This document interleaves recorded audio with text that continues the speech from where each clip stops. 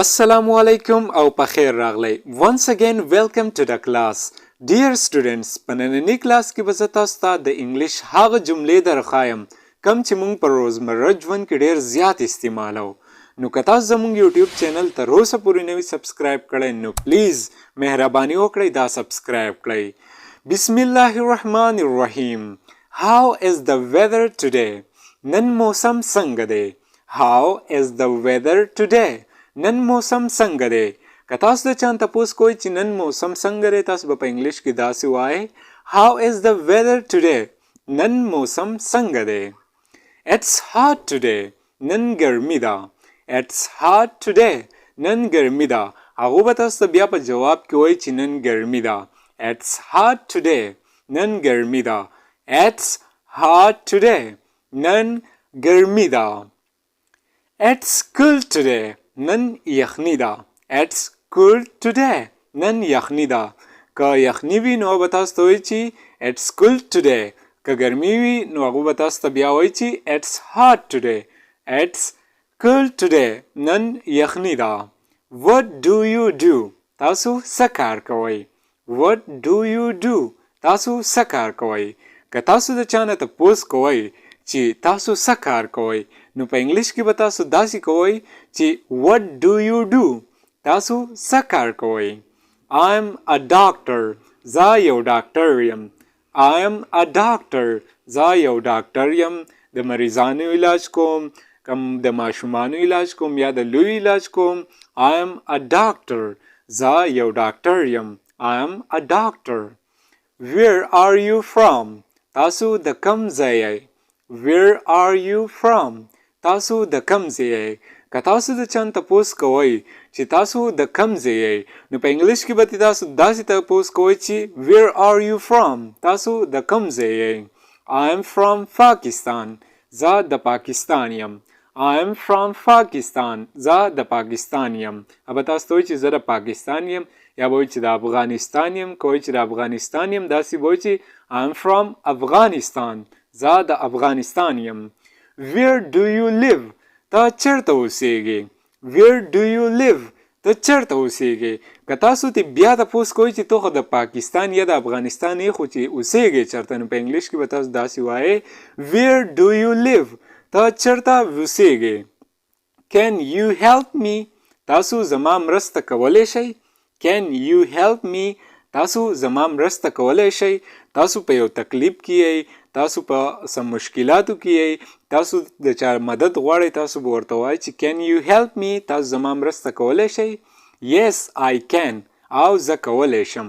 هغه به تاسو ته په جواب کې وایي چې Yes, I can. او زه کولی شم. I can چې دی دا سپوکن انګلیش کې امریکن انګلیش کې دا ډېر زیات استعمالیږي چې هغه به تاله جواب درکوي چې Yes, I can. I want to buy this. زه غواړم چې دا واخلم. I want to buy this. زه غواړم چې دا واخلم. تاسو بازار ته لاړ شئ که نه تاسو سره یو فرند یي هغه ته وایي چې یاره زه غواړم چې دا څیز واخلم دا زما خوښ دی. I want to buy this. What time is it? اوس څه وخت دی؟ What time is it? اوس څه وخت دی؟ ستاسو سره یو ملګری دی تاسو د هغه نه تپوس کوئ چې اوس څه وخت دی تاسو به په انګلیش کې داسې کوئ چې What time is it? اوس څه وخت دی؟ It's 1 o'clock. یوه بجه ده. هغه به تاسو ته وایي چې It's 1 o'clock. یوه بجه ده. It's 1 o'clock. یوه بجه ده. د غرمې یوه بجه ده یا د شپې یوه بجه ده نو تاسو به وایئ چې It's 1 o'clock. What is your phone number? ستاسو د موبایل نمبر څه دی؟ What is your phone number? ستاسو د موبایل نمبر یا شمیره څه ده؟ که تاسو چا نه تپوس کوئ ستاسو د موبایل نمبر سره تاسو به وایئ What is your phone number? My phone number is 7515. زما د موبایل نمبر 7515 دی. My phone number is 7515. د دې 7515 په ځای به تاسو خپل نمبر وایئ. My phone number is 0346 for example.